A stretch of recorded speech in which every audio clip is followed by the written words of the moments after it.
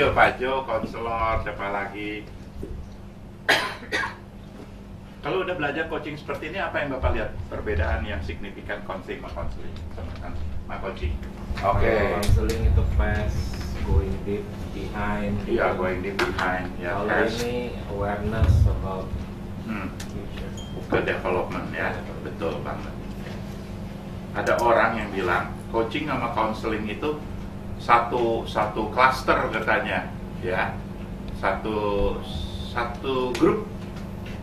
Saya bilang nggak bisa, beda grup karena orientasinya udah beda, satu ke past, satu ke future. Ya, dari dalam hal bahwa mereka adalah helping profession, yes, dua-duanya berprofesi menolong orang. Tapi kan menolongnya udah jauh berbeda cara, ya kan? Kalau yang udah belajar konseling, benar-benar wah, nggak gampang, ya. Makanya ada orang bilang gini, mendingan belajar konseling atau belajar coaching. Saya bilang mendingan belajar coaching dulu. Ya, jadi apa yang dia bisa, dia bawa orang ke depan masih lebih mudah daripada kalau dia belajar konseling, mesti belajar psikologi yang cukup bagus, cukup komprehensif, ya, ngertiin jiwa orang kayak apa, situasi orang. Itu perlu belajar basic psikologi.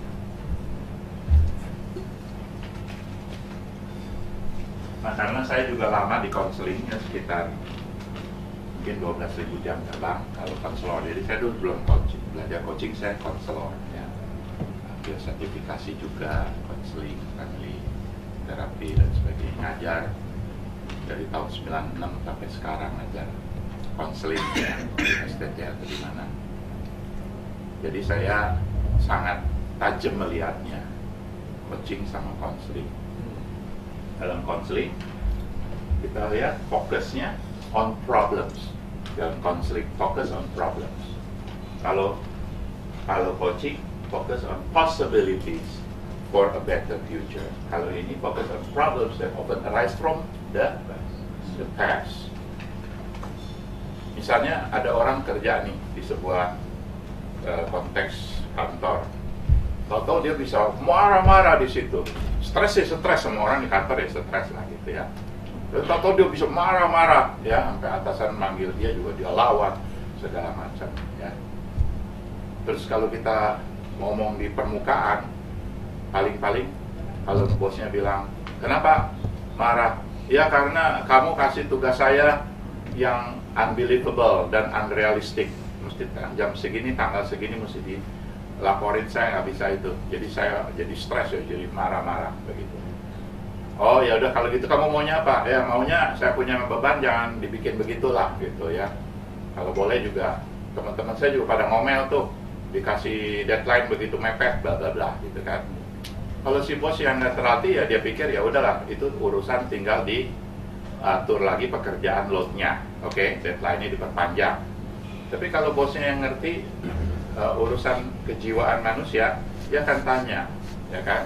Dia akan tanya, apakah kamu punya perilaku marah-marah ini cukup konsisten?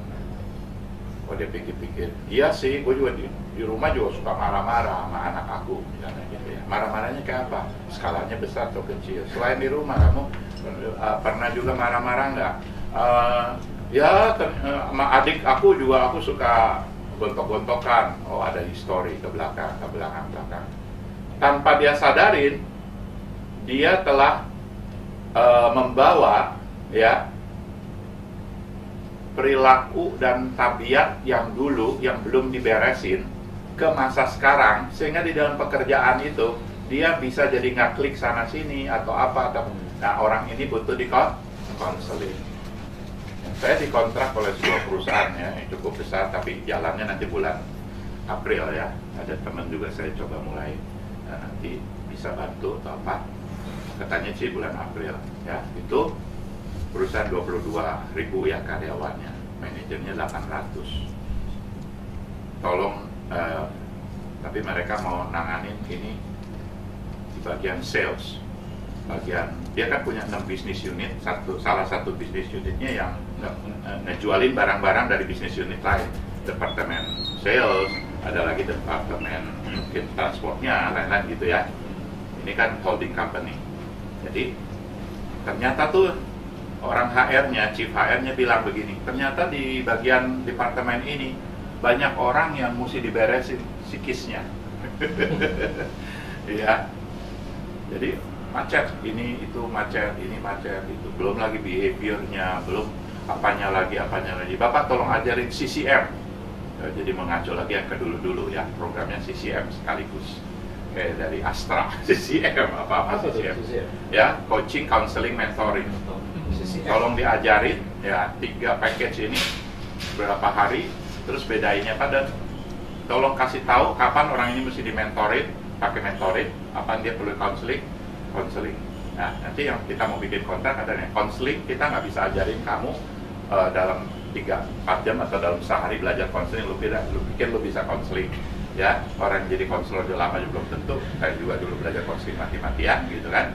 Nah, mendingan lu kontrak sama kita 1 tahun, kita tolong dibayar 1000 jam, itu siapa aja pokoknya 1000 jam itu dibayar dari setahun.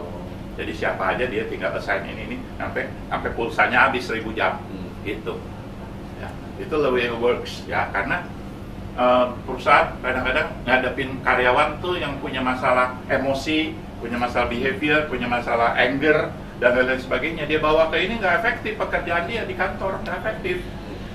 Itu masalah-masalah konseling, masalahnya SOP-nya, standard of procedure helping-nya itu beda dengan SOP coaching gitu loh. Saya pakai istilah SOP lebih gampang. Jadi standard of procedure-nya meng-counseling orang ya begini. Nah, biarlah orang yang belajar counseling yang bisa membantu itu gitu loh. Ya, kamu kalau coaching masih bisa lah gitu, karena mirip-mirip berdekatan, dempetan dengan mentoring gitu kan. Oh ini nggak bisa gitu, jadi kita alihkan pakai cara seperti itu.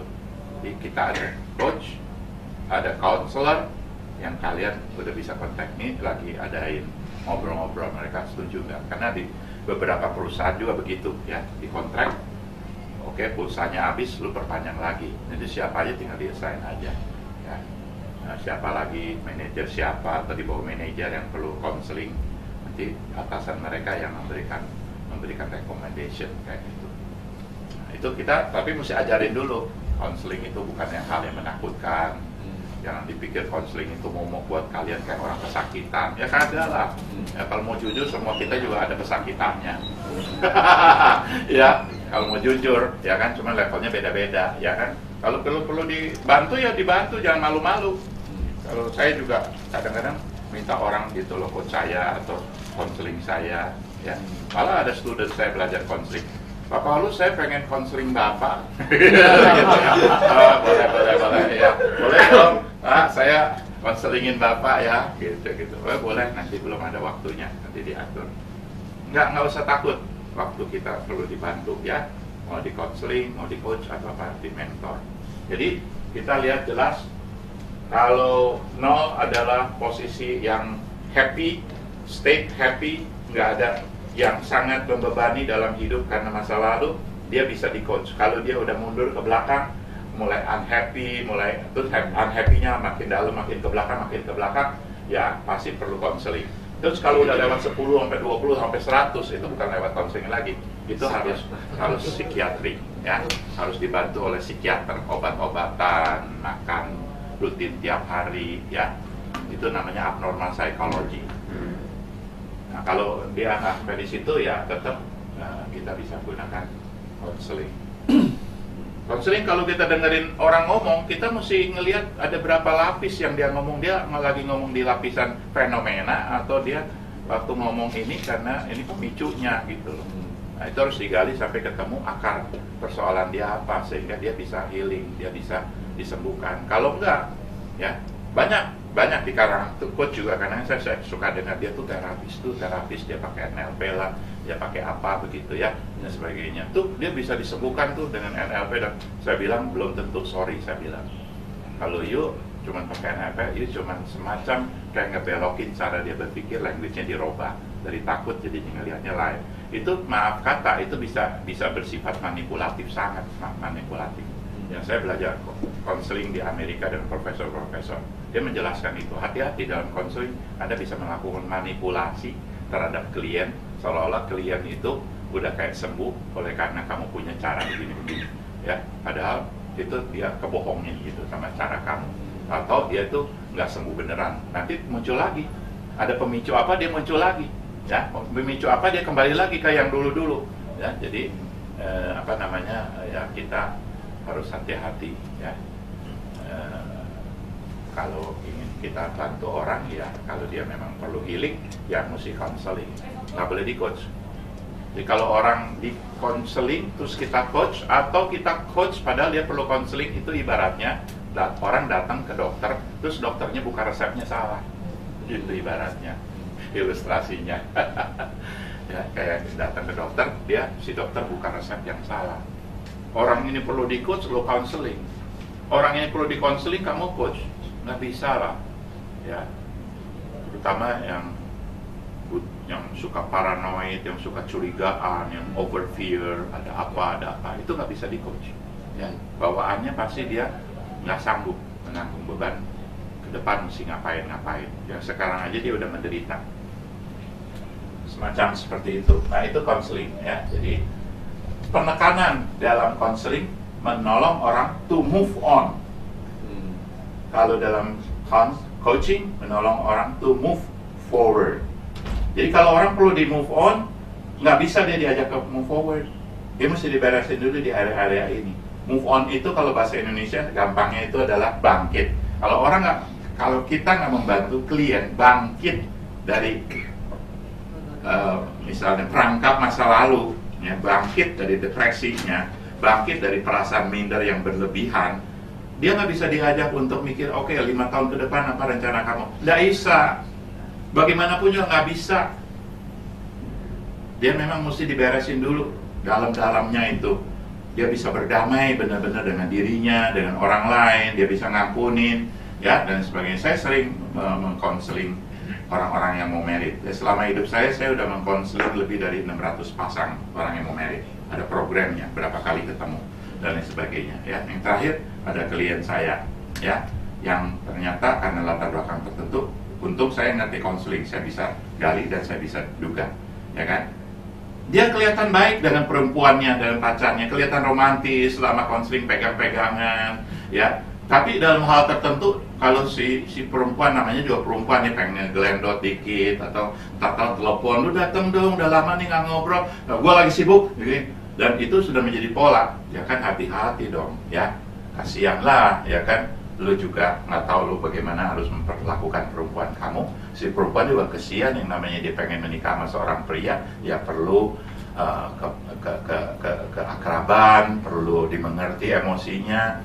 Ya maklumlah kalau sebentar telepon, namanya perempuan gitu kan, pengen perhatian lebih dari calonnya dan sebagainya. Ya di situ ada macet-macet. Ya terus saya bilang maaf, konseling ini nanti perlu khusus buat Anda. Saya sebutkan ininya. Ini professional opinion saya adalah gini-gini. You ada gejala gini, tolong dicek bener nggak? Bener semua. Jadi gimana? Saya tawarin ada khusus 6 kali di konseling khusus untuk ngeberesin apa yang rapuh dan kropos dalam kepribadian kamu. Ya. Nah, akhirnya dia tanda tangan setuju dan dia memberikan kontrak 6 kali. Ya. Waktu hari yang pertama itu saya gali sampai mestinya cuma 70 menit, tapi ngobrol sampai 2 jam karena gali. Waduh, kasihan sekali, ya, kasihan sekali. Ini belum married loh, ya. Jadi kasihan sekali. Artinya dia nggak bisa berelasi dengan baik dengan pasangannya nanti, nggak bisa berelasi. Ya, kelihatan baik-baik aja. Yang namanya pacaran kan mestinya manis-manis supaya jaga hubungan jangan sampai putus. Kan begitu ya. Pasti pakai ini, pakai itu, mask semua kan. Pakai apa? Kopen. Kalau pacaran begitu, ya kan? Nah, tapi kalau udah ada, dia nggak bisa bohongin. Orang istrinya pasti ngelihat 24 jam sehari dong apa yang terjadi pada si suami kan, ya begitu. Jadi waktu dia cerita itu semua sudah selesai, saya memberikan, boleh saya kasih my professional opinion mengenai Anda. Jadi Anda ada di sini mandek, Anda di sini mandek, Anda di sini nanti akan ke sana. Ini make sense sekali. Pak Paulus kok ngerti? Iya, bukan saya mau dipuji. Ya. Terus akhir selesai sesi saya tanya, seberapa penting pertemuan kita hari ini? Aduh penting sekali Pak Paulus, saya nggak melihat diri saya saya kesian sekarang sama pacar saya, ya. Jadi itu ditangani secara konseling, ya. Seperti hal-hal seperti itu. Jadi dia kalau nggak saya tolongin, dia nggak bisa move on, dia terperangkap dengan masa lalunya. Kalau dia udah bisa beres dari min 10, min 9, 8, nggak usah sampai 0 lah orang itu ya, terlalu perfect kalau sampai 0. Masih minus-minus dikit is okay, ya. Minus-minus dikit, min 1, min 2, is okay gitu. Asal jangan min 50 gitu kan. Dia nggak apa-apa min 50, cuman kan membantunya dia lain lagi, ya. Yang pasti dibantu. Apapun di dalam kejiwaan selalu ada solusi, apalagi bagi yang percaya kepadanya, ya, pasti ada solusi. Dulu orang bilang schizophrenia nggak bisa disembuhkan, sekarang bisa disembuhkan, ya. Borderline kayak apa juga bisa. Yang split 22 itu Sibyl, itu buku Sibyl pernah baca itu, split personality 22 diselesaikan oleh seorang psikiater yang hebat dan telaten. Sampai dia sampai masuk ke kolong, dia juga ikut ke kolong, ngomong kayak model kayak dia, kayak kambing, dia juga kayak kambing, mirroring, lalu apa-apa, sembuh 22 split of personality. Sibyl, baca bukunya, sampai nangis, sampai baca 2 kali saya, nangis, bisa sembuh ya. Orang 2 split aja udah repot, ketemu orang klien split 2 udah repot, apalagi 22. Hari ini jadi Karen, besok jadi Kathy, besoknya jadi gurunya, yang satunya besok lagi 5 menit ganti jadi suster, 5 menit lagi jadi mamanya, gitu loh. Ketemu ngomongnya bisa lain, kayak mama ya, Mak. Kamu kenapa begini dulu? Kan 5 menit dia, oh ya, iya, udah mati lo. Ya mau diapain tuh? Ya ngebantunya gimana? Nggak gampang itu, ya Pak Jurgen ya. Susah ya, kayak Pak Jurgen konselor latar belakangnya, dia dalam tuh konselingnya, ya dia tahu. Banyak hal. Iya, orang banyak ngomongnya dikit. Ya. Kalau sedikit sebelum consulting ya. Ya. Kalau di kantor itu kan udah satu paket tuh ya, ada coaching CCM tadi ya, coaching, counseling, mentoring. Nah, kadang-kadang kita kalau diundang sebagai coach itu kayak dokter aja. Iya. Mereka pikir kita ini ya tadi tuh terapis. Kita tahu semua lah. Kayak kita orang awam melihat dokter, dipikir dokter semua tahu gitu. Nah berarti gimana? Kita mesti jelasin di depan bahwa kita adalah fokus on coaching gitu. Yeah. Misalnya nih, ketika dalam sesi coaching nih, proses coaching udah coaching dialog udah gitu, sampai di tengah kita tahu nih, ini kayak problem psikis, psikis. Yes. Perlu di counseling gitu. Yes. Nah, kalau kita tahu, kita boleh tuh, atau kita ngomong nanti switch ya. Sesi lain atau di switch? Ya, di switch ya. Ya. Jadi kebiasaan saya adalah begini ya, sejak saya dulu belajar coaching kan sampaikan mesti kontrak atau apa gitu ya. Terus beda coaching sama counseling. Dulu saya counseling aja, saya lama di counseling. Yang saya bilang, sebelum saya belajar coaching, saya punya jam terbang 12.000 jam sebagai konselor dari tahun 86 ya, sampai saya berguru ke Singapura, ke Amerika, segala macam. Terus belajar coaching saya baru tahu ini bedanya, Nah, terus jadi saya sadarkan mengenai perbedaan-perbedaan itu, dan orang membayar saya itu kita nggak boleh bohongin kan begitu ya, kita mesti fair sama dia, layanan apa yang kita beri, betul kan ya, karena dia membayar, dia mensponsori klien-kliennya atau bawahan-bawahan dan sebagainya. Nah, jadi sejak saya belajar coaching, saya kalau saya diundang, misalnya kemarin itu diundang oleh UOB.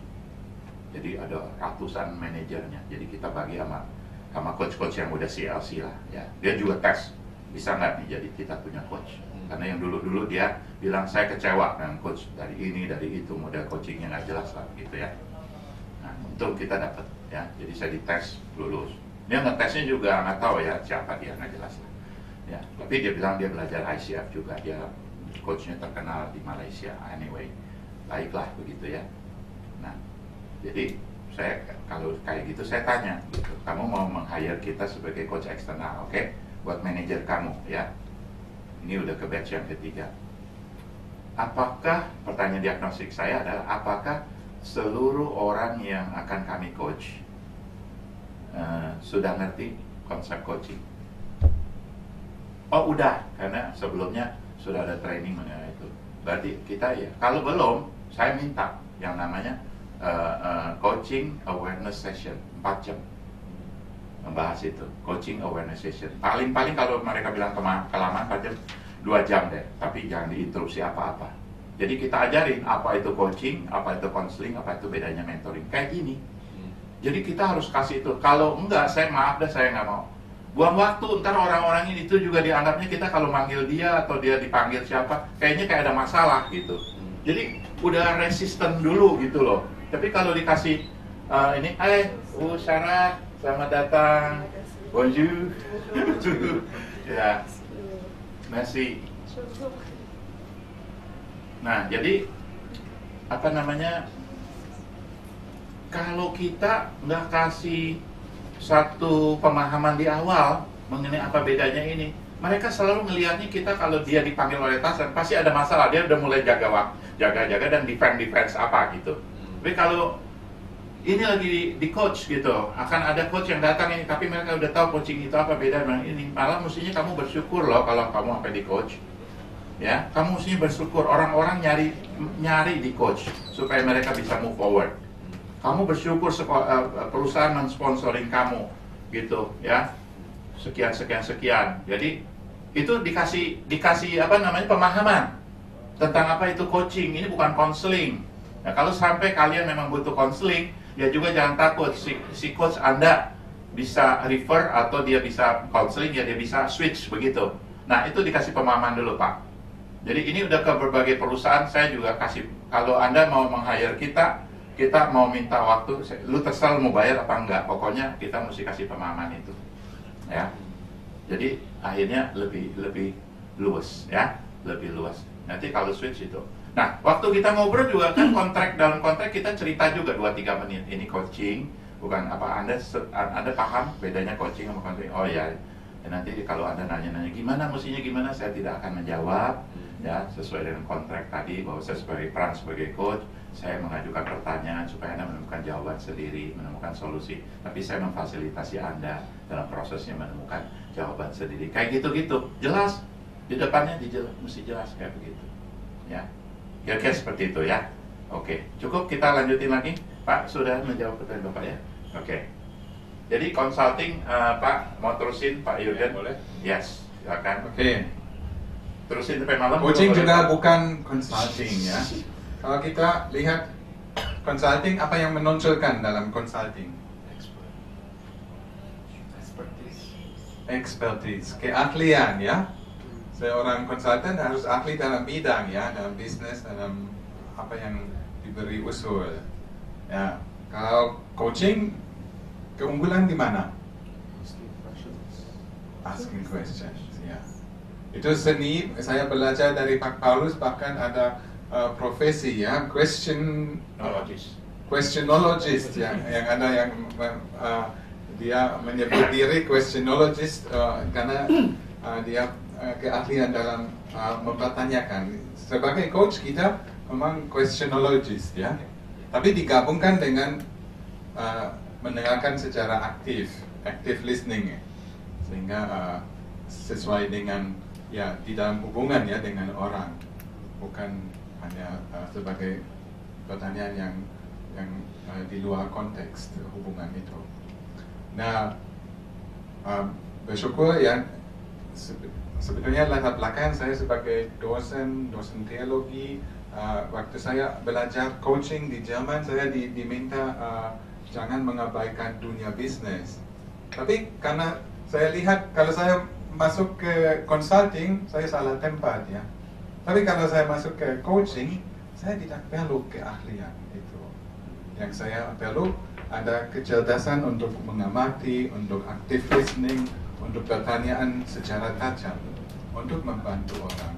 Bahkan saya tadi di break saya dengar dari Pak Alex, dia berkata bahwa karena keahlian ya di dalam bidang, dia mulai sebagai coach di minus, bukan di netral, karena dia terdorong langsung memberi usul ya, langsung melihat wah itu salah, itu ya di situ ya saya bisa menjadi penasaran aja sebagai coach karena saya tidak banyak tahu tentang dunia bisnis.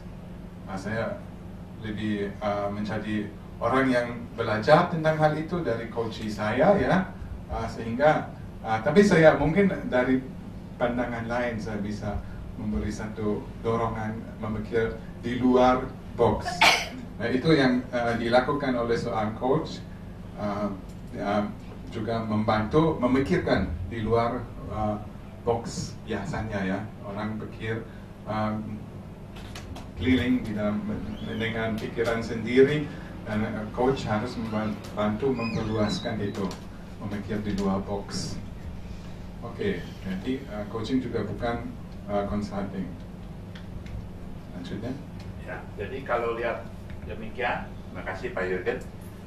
Kalau dibuka, ditarik kuadran ini, klien sebagai expert atau kita consulting atau coach ya sebagai expert, kita lihat hubungannya dengan ini, kuadran-kuadran ini. Consulting ada di posisi yang kotak coklat ini, dia lebih expert dan dia lebih giving answer, betul? Kalau dia kotaknya kecil di atas, dia memang expert tapi askingnya dikit. Nah, nanti lebih jelas. Kalau coaching beda tuh, lihat kotaknya yang ungu ini lebih banyak kemana? Ke kiri, melihat klien as expert, melihat, dan askingnya lebih naik, lebih tinggi itu dari titik 0 di sini dibandingkan giving. Ya, kalau ini lebih jelas lagi tuh, ya, you as expert and client as expert. Ini beda sekali nih, lihat. You asking or giving. Coaching di mana? Di sini. Melihat klien as expert, asking question. Consulting tadi di mana? Tuh, konsultan di sini tuh. Di consultant, you expert as a consultant, giving answer a lot. In giving answer a lot, banyak sekali. Oke, yang paling bagus jadi friend. Ya, nanya kagak, dengar kagak. Ya, aman ya. Expert kagak, pinter kagak, bodoh kagak. Dengar aja, baik-baik aja, manis-manis. As a friend, oke? Ya, kalau mentor di kanan, ya manager di kanan tapi lebih giving answer. Mentor ada di tengah-tengah tapi tetap masih berat ke giving answer. Terapis konselor di atas sebagai expert. Makanya kalau saya mengkonseling orang, udah saya dengar-dengar, saya harus kasih professional opinion. Mendengar Anda punya keluhan dan ciri-ciri seperti ini, saya memandang bahwa Anda ada di dalam keadaan yang seperti ini. Saya kasih tahu. Dulu-dulu ya nggak terlalu pintar dan nggak boleh. Ya, lama-lama udah banyak case, udah tahu. Terus consult pada buku DSM, ya, buku tentang kalau orang gejala-gejala ini namanya apa, namanya itu ada bukunya, ada standarnya, ya, nggak boleh sembarangan dan sebagainya, ya. Kadang-kadang sama fenomena orang ini sama, ya, sama seperti kalau sakit tipes sama demam berdarah sama apalagi itu mirip ya. Kalau dokter bilang tipes padahal udah mau mati, ya, demam berdarah. Demam berdarah padahal begitu dicek cuma tipes doang. Itu kadang-kadang di sini ngeri juga tuh dokter-dokter, ya. Mesti double check second opinion. Ada banyak kasus kayak gitu, ya. Untung selamat orang-orang itu. Nah, ini kita mesti tahu di mana posisinya masing-masing. Kalau Anda menyebut Anda sebagai facilitator, makanya saya nggak terlalu setuju ya kalau seorang coach bilang saya akan memfasilitasi Anda. Saya nggak setuju, karena seorang coach bukan facilitator. Ya, dia nggak boleh disebut facilitator. Jadi disebut apa? Ya udah bilang aja coach gitu loh, repot amat. Ya, jadi dia facilitator, dia as expert asking tapi tidak terlalu banyak askingnya. Hanya make it more easier. Facilitation kan kata pengertian dasarnya kan make things easier. Siapa yang memfasilitasi ini? Artinya siapa yang membuat event ini menjadi lebih mudah bisa diselenggarakan? Itu kan yang melakukan itu namanya fasilitator.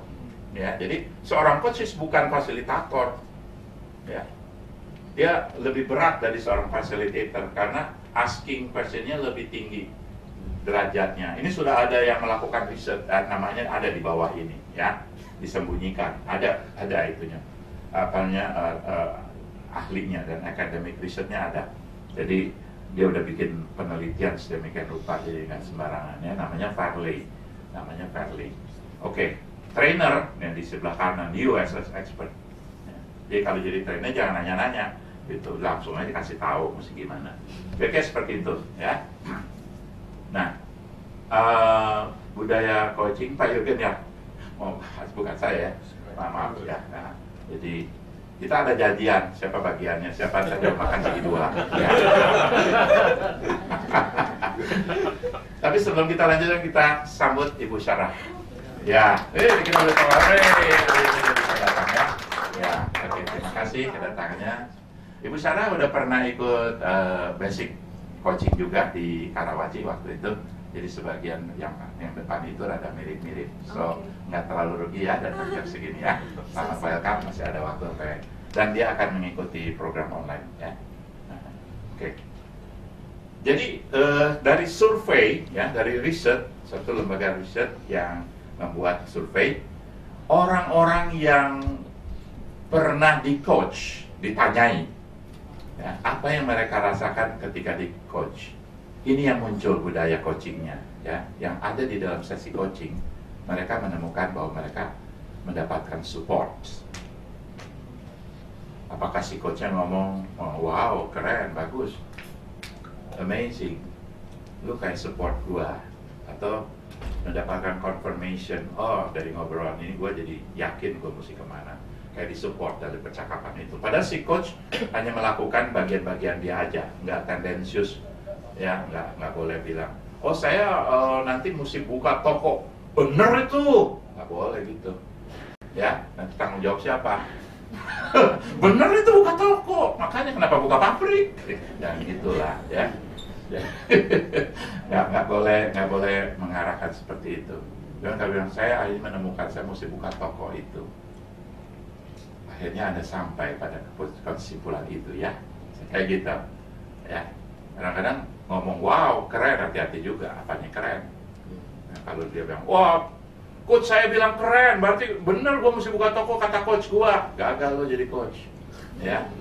Gagal karena kamu sangat memberikan konfirmasi yang direct kepada dia, seolah-olah itu benar, padahal yang mutusin dia ya. Tapi merasa disupport, merasa dikuatkan, merasa tidak sendirian. Jadi dia tahu mesti ngapain, itu pengalaman di support. Juga para responden merasa terinspire ketika di coach. Padahal coach tidak memberikan motivasi, ya, tidak memberikan inspirasi. Paling-paling coach memberikan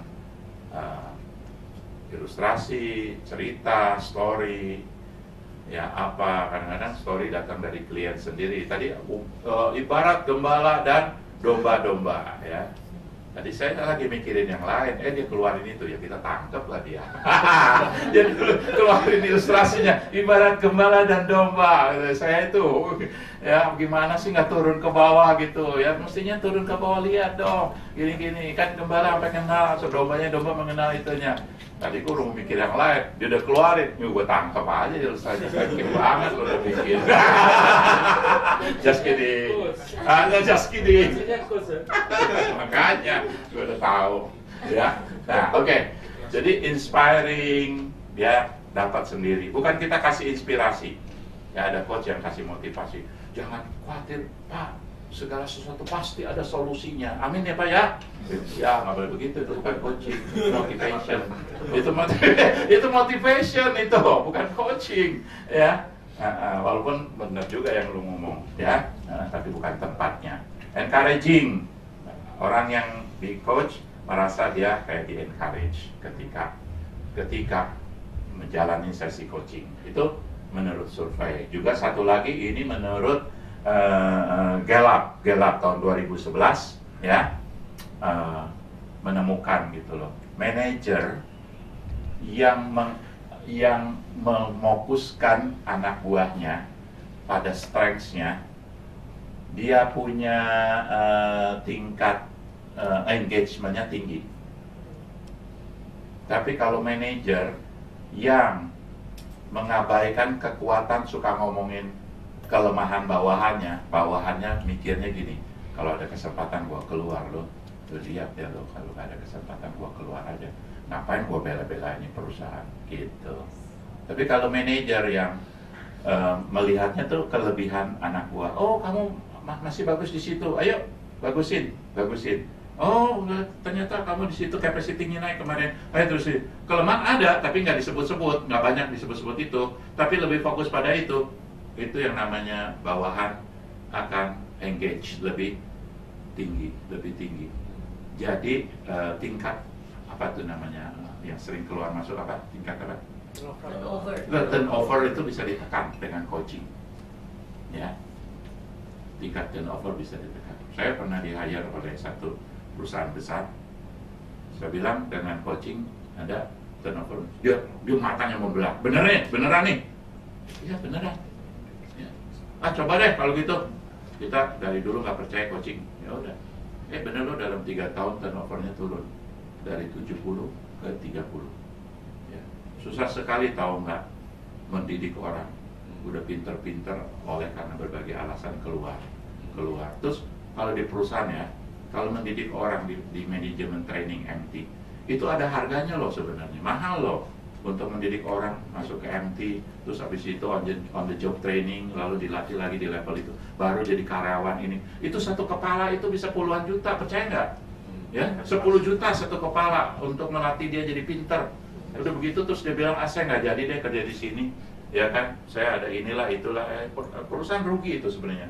Makanya belakang perusahaan ada yang tegesin gini, oke, kalau sampai kamu keluar sebelum masa ini, kamu kembaliin 80%. Digituin sekarang perusahaan, gituin.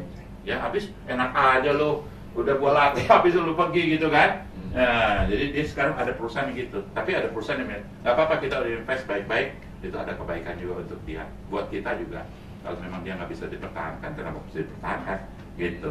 Ini ada percakapan antara CFO sama CFO sama CEO. Pernah dengar ada percakapan itu? Yang menarik sekali. CEO bilang, kita mesti latih orang-orang SDM kita jadi pintar-pintar, kita bisa pakai dengan luar biasa. Lalu CFO bilang, Chief Financial Officer bilang gini, ngapain kita latih bayar mahal-mahal, akhirnya dianya orangnya keluar. Lalu CEO jawab begini, oh jadi apakah kita akan nggak keluar duit banyak dan mempertahankan yang jelek-jelek? Jadi mana yang Anda pilih katanya? Gitu loh, ya. Ada di buku saya itu yang biru nih di sini, nanti baca di bagian belakang. Itu menarik tuh percakapan itu. Oh jadi Anda lebih memilih nahan biaya untuk bikin bagus SDM kamu, dan berarti nggak apa namanya memelihara orang-orang yang nggak pinter-pinter. Mana yang kamu mau pilih?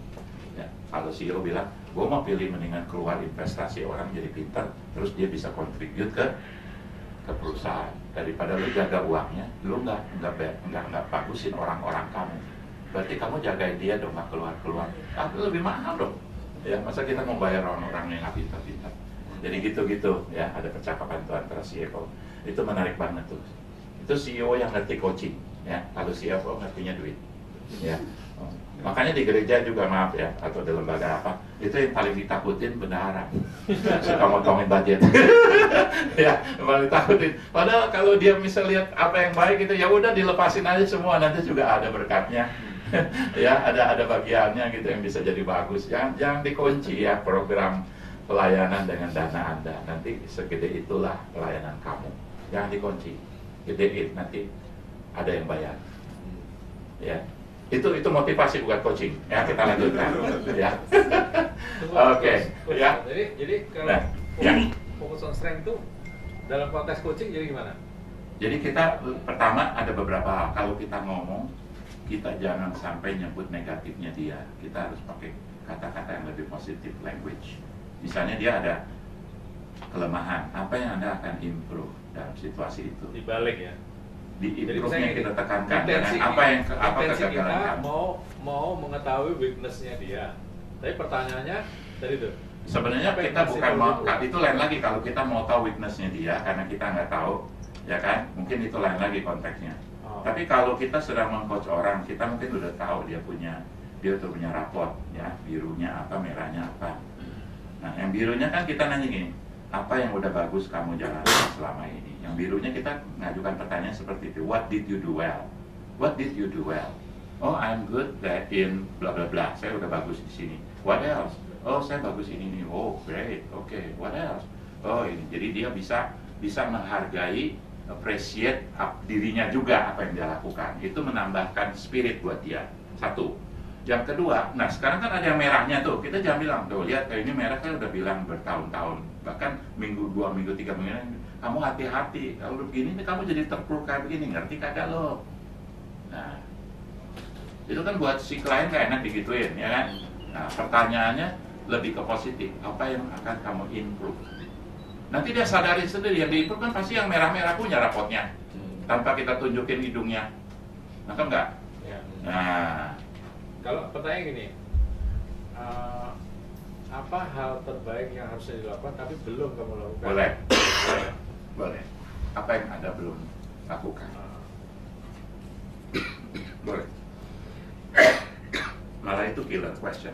Jadi lebih fokus kepada Strength-nya, ya, jadi ini. Sama ke anak kita juga ada kelemahan kan, anak kita kan bikin salah ini itu, jangan selalu ditunjukin dosanya, ya. Apa yang kamu bisa lebih baik, nak? Rapot dia jelek nih. Dia lihat sendiri kan rapotnya. Nah kalau rapot ini kamu lihat apa yang bagus berarti? Math, bagus. Wih, mata, hore, kalau bisa digitu-gituin, social science, bagus. Oke, kamu senang rupanya ada yang social science. Oke, dia udah sebutin. Lain kali apa yang kamu mau improve? Dia lihat lagi dong, dia pasti dia lihat rapotnya dong. Yang merah yang ini, ya kan, olahraga merah, ya kan. Apalagi tanpa dikasih tahu dia lihat merahnya, lu nggak usah ngomongin merahnya, ya. Cuma nanya apa yang kamu perlu improve next time. Dia udah tahu sendiri kok. Apalagi zaman milenial, jangan coba-coba nunjuk-nunjuk dosa. Ya, orang milenial itu paling nggak suka bahasa-bahasa nunjukin dosa ini. Bukan berarti dosa nggak ada, bukan kita kurangin nilai dari sebuah dosa. Dosa is dosa, oke? Tapi kan poin kita bukan kita mau jadi kayak Tuhan yang nunjukin emang lu nggak berdosa, gitu kan? Nah, kita cuman akan membawa dia kepada sebuah awareness, ada hal-hal yang dia nggak boleh begitu tanpa harus kita bilang dosanya apa. Kan banyak cara untuk menyadarkan orang. Kan dia terus merasa appreciate bahwa dia nggak dihakimi, terus dia nggak merasa disudutin apa. Yang penting kan dia tahu bahwa dia udah nggak boleh di situ lagi. Saya mengcoach seorang yang suka ngerokok, adiktif sekali, ya kan? Tahu nggak dia bawa merokok itu jelek? Tahu. Tahu nggak addiction itu membawa dia kepada apa akibatnya, dampaknya? Tahu nggak? Tahu. Nanti kita bilang, tahu nggak lu gini? Dia bilang, gue udah tahu. Nggak usah ngomongin, lu pulang aja deh, pulang, gue udah tahu gitu. Nggak efektif cara kita begitu. Dan itu udah nggak laku yang gitu-gituin, ya. Even maka seorang rohaniwan siapapun, apakah ustadz atau pendeta atau biksu apa, udah mesti belajar coaching, ya, supaya yang penting apa yang baik di enforce, di endorse, apa yang kurang diperbaiki sendiri, nggak usah di ngomong-ngomongin. Itu bukan penekanan yang utama gitu, ya. Kecuali ada orang yang mengaku dirinya nabi, mewakili Allah, semua orang berdosa ditunjuk-tunjukin. Dosa lo ini, dosa lo ini. Kenapa? Karena gua nabi zaman akhir, ya terserah lo deh. Gitu kan. Ya terserah lo deh, gitu. Lo mau ngomong apa, ya?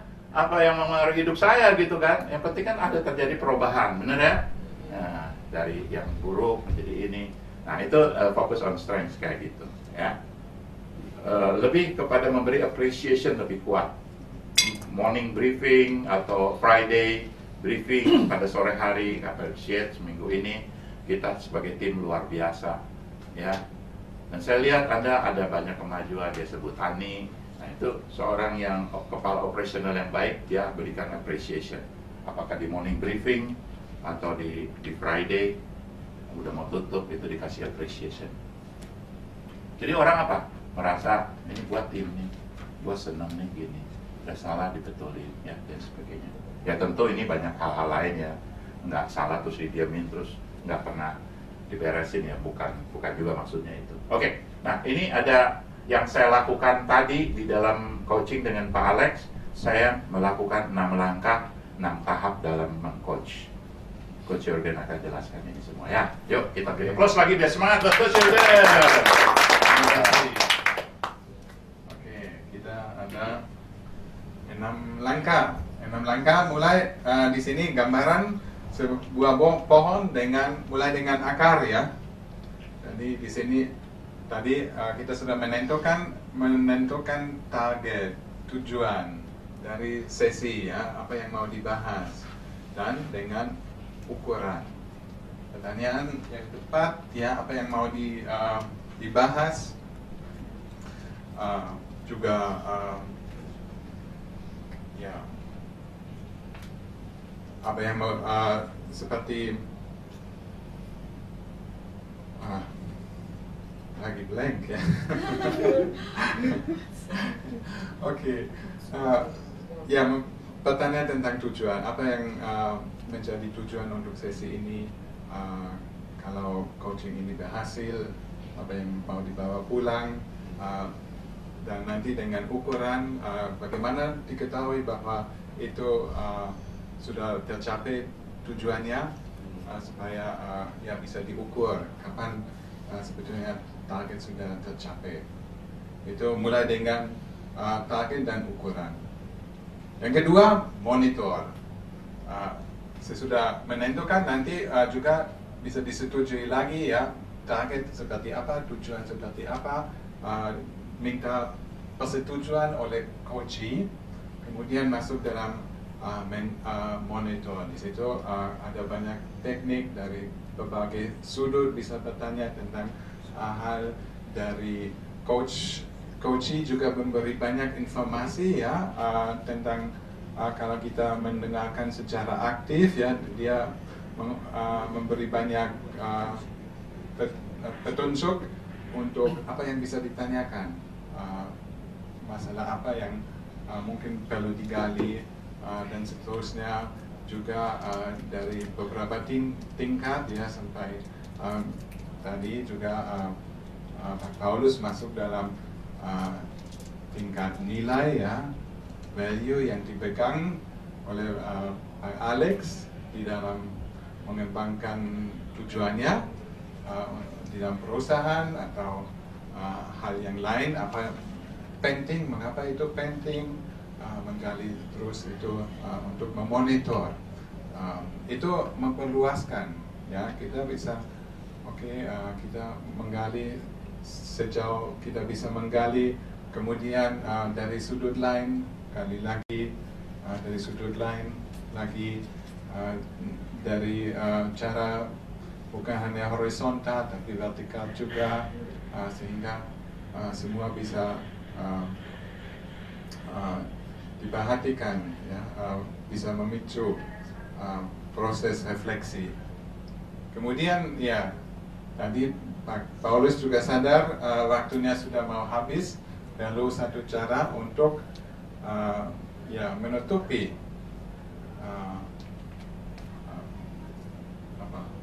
sarung atau menutupi proses itu dengan bingkai. Apapun kita sudah sampai kemana, kita selalu bisa bertanya, sekarang kita sudah ngobrol berapa lama, apa menjadi kesadaran yang baru yang muncul dalam pikiran. Saya pikir itu sangat bagus karena itu seperti membuka banyak hal dengan kita sebagai coach bertanya.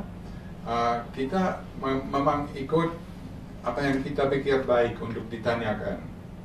Tapi mungkin ada pikiran yang muncul di dalam coaching ketika proses itu dilakukan yang belum disentuh oleh pertanyaan kita. Sehingga kalau bertanya apa kesadaran yang baru, mungkin itu menjadi kesempatan untuk coaching bisa mengungkapkan itu, mengucapkan itu.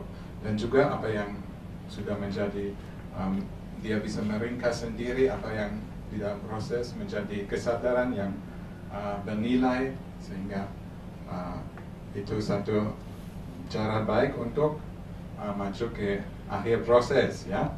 Tapi belum selesai, perlu juga tingkat laku, dan itu dicari. Oke, saya terlalu cepat ya, ini bukan di dalam upaya. Akhirnya hasil. Oke. Di situ kita melihat proses keseluruhan supaya kami menentukan bahwa nanti ada kemajuan. di dalam proses. Oke, target ukuran monitor bingkai upaya hasil. Jadi tumbuh. Bagaimana? Pak Paulus, kita menghafalkan itu atau? Ya, silakan. Bagaimana? Yang pertama, target dan ukuran. Kedua, ketiga, bingkai dan upaya. Akhir, oke. Ya, tadi saya sudah jelaskan sedikit. Saya ulangi, sasaran untuk yang diinginkan coaching dalam sesi coaching yang tengah berlangsung. Ya, kita sudah membangun raport lebih dahulu dengan basa-basi. Berarti kita sudah dalam ngobrolan. Tapi kita masih harus menentukan untuk sesi ini apa menjadi tujuan dalam percakapan. Tujuan yang nyata yang bisa diungkapkan. Kemudian ukuran, sasaran yang coachee ingin capai harus diukur, terfokus dan tertangkap tujuan konkretnya seperti apa. Itu sangat penting supaya tidak melebar dan juga kalau tujuan sudah tercapai kita juga bisa selesai dengan proses coaching. Monitor setelah sasaran dan ukurannya mendapat konfirmasi dari coach mengajukan, mendengarkan, merespon, mengajukan berbagai pertanyaan dahsyat dari berbagai sudut dan melakukan penggalian atas jawaban coach. Tujuannya membantu coach tiba pada penemuan diri dan munculnya kesadaran di dalam proses. Dan itu tergantung dari waktu. Kita ada 20 menit, kita bisa hanya beberapa angle, beberapa sudut pandang, kita bisa menyentuh atau kita tidak bisa terlalu dalam. Kalau ada lebih banyak waktu, kita bisa lebih dalam dan kita bisa ikut coaching dalam pikiran, dalam alur pikiran, ya. Bagaimana dengan proses, ya, dia di dalam pikiran pergi ke kanan. Dan dengan pertanyaan kita juga harus ikut ke kanan. Dia lagi ke kanan lagi, kita ikut dengan pertanyaan. Kalau dia mundur, kita juga ikut dari titik ini. Nanti ke kiri, ya, dengan grafis. Kita juga ikut dengan pertanyaan ke kiri, ya. Kita lihat, oke, dia sudah di kiri. Kita bisa bertanya apa yang di kiri, apa yang di kanan, secara grafis, ya. Itu ikuti alur dari coaching. Dan bingkai adalah tahap seperti sebuah checkpoint untuk memicu penemuan-penemuan coaching yang sebelumnya dia tidak lihat dan menolongnya mendapatkan aha moment, yaitu kesadaran yang baru. Itu satu tujuan yang unggul di dalam coaching.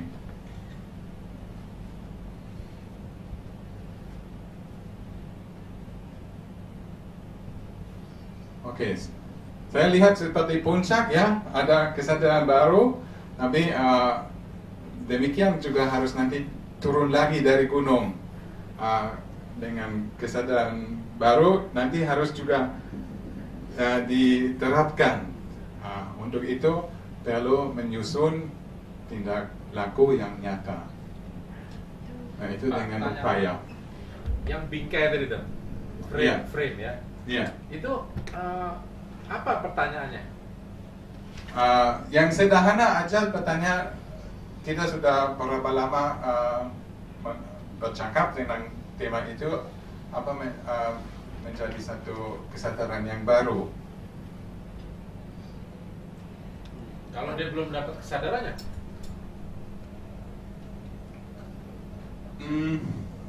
Bagaimana Pak? Ya.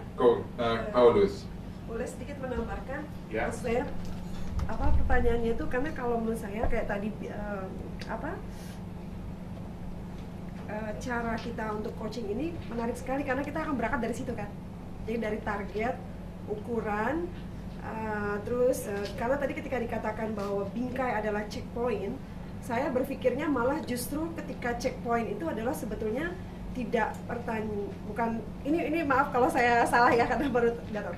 Cuma saya bingkai itu adalah checkpoint di mana kita mengarahkan coachee, kita ada penekanan bahwa here ini loh strengthness-nya gitu, betul di situ nggak sih Pak bingkai itu, bahwa kita pada akhirnya setelah dari tahapan target lalu tumbuh target ukuran target ukuran monitor terus bingkai, artinya kan sudah ada beberapa tahapan, artinya sudah ada pertanyaan di mana kita pada akhirnya kan mengarahkan coachee untuk menemukan awareness-nya, menemukan dirinya sendiri gitu. Jadi apakah di saat bingkai itu artinya adalah bahwa checkpoint di mana kita bukan bersepakat sebetulnya, memberitahu bahwa di sini loh poin-poin kuatmu itu meyakinkan gitu. Di situ bukan sih coach? That's my question. Yeah. Kalau menurut saya mungkin bisa dari saya lihat lebih ke situ ya, kalau kita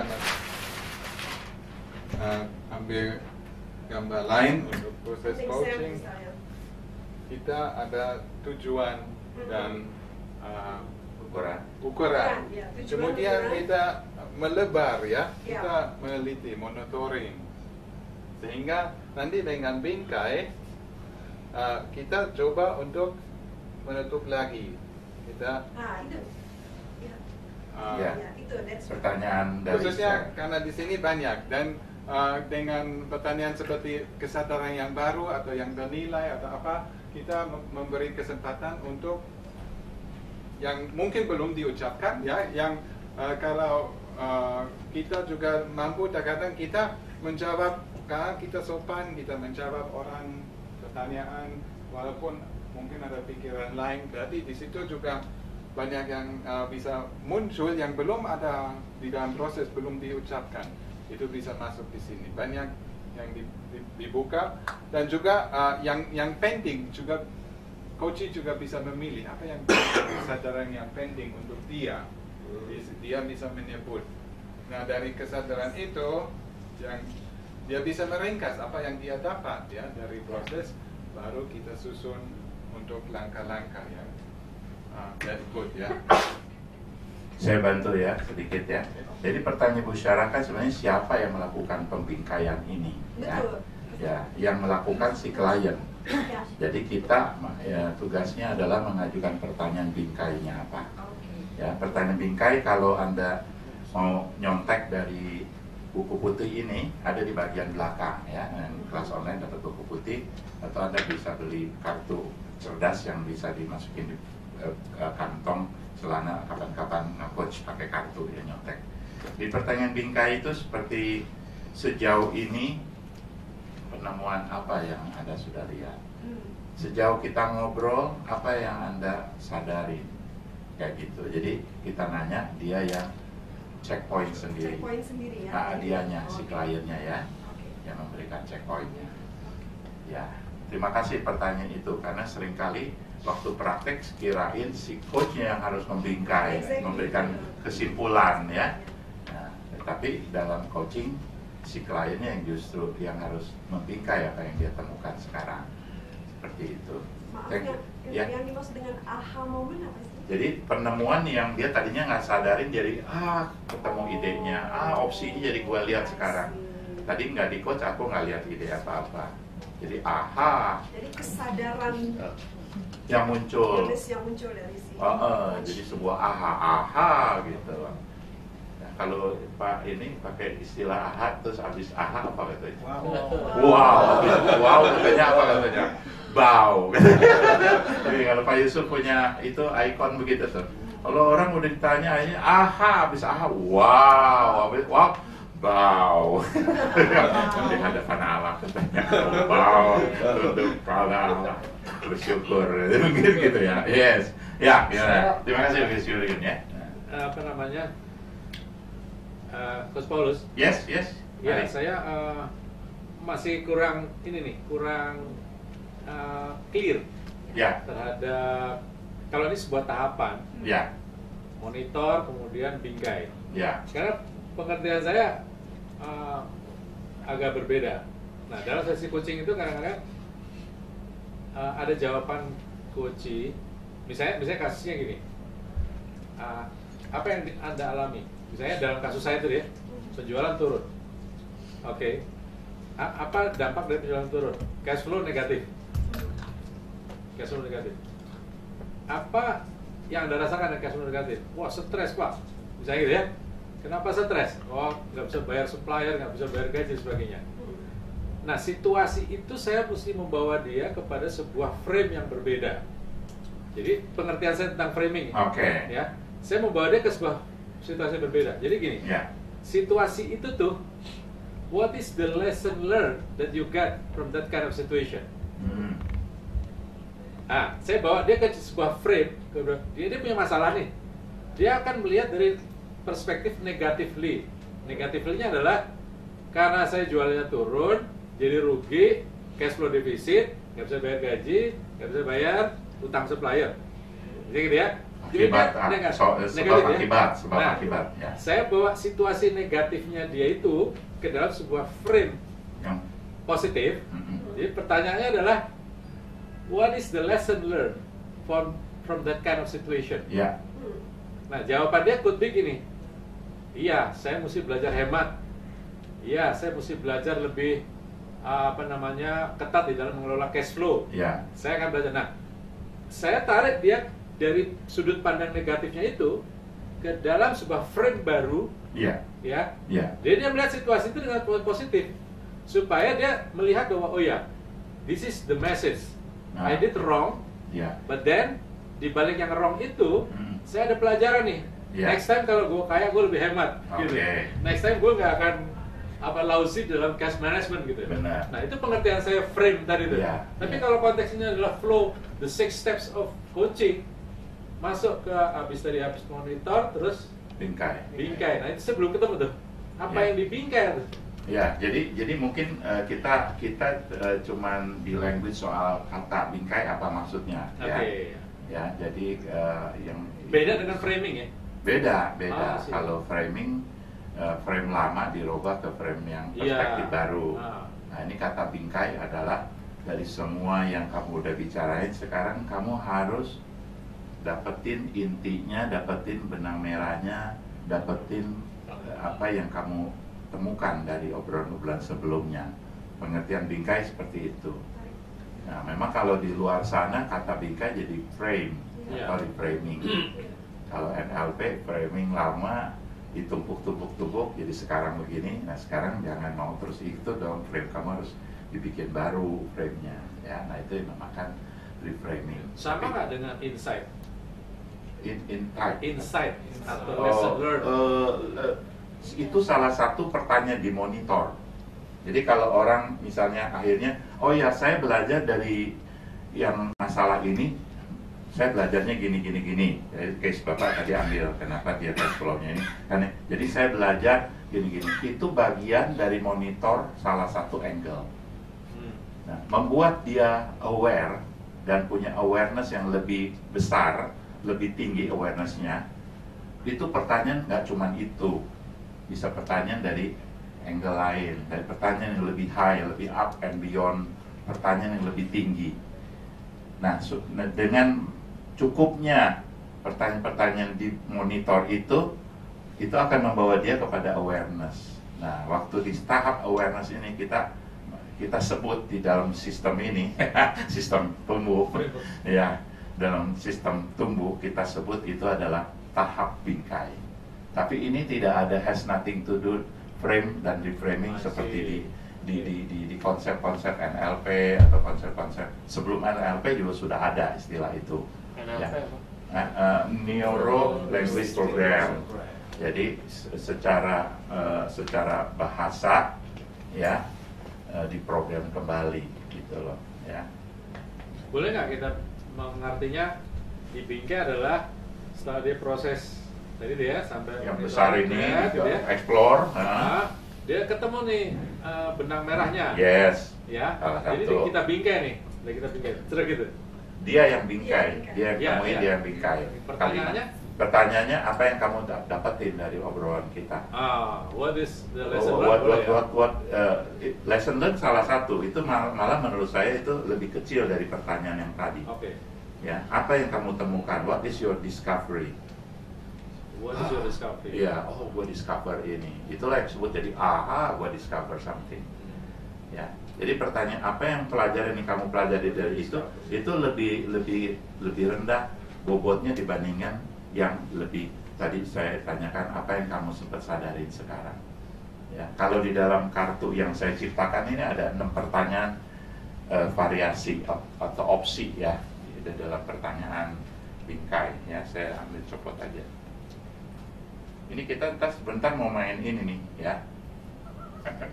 Dari kartu-kartu.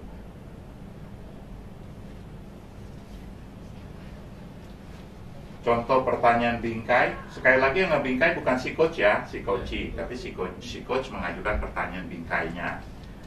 Dari percakapan, dari pembicaraan kita sejauh ini, apa yang Anda sudah temukan? Itu satu contohnya. Pertanyaan kedua bisa juga begini nanyanya. Tadi kan Pak Alex bilang, kalau dia nggak tahu apa-apa, kita lapis dengan pertanyaan yang lain ya. Melapisnya dengan pertanyaan ini misalnya, apa yang ada di pikiran Anda agar Anda bisa melesat ke depan?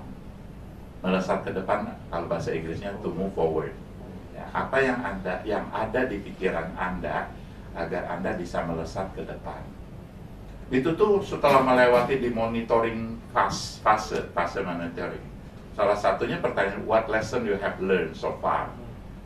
Ada lagi pertanyaan yang lain lagi, nah itu biar dibongkar habis tuh dikeluarin dari subconscious dia, dari unconscious dia naikin ke atas semua.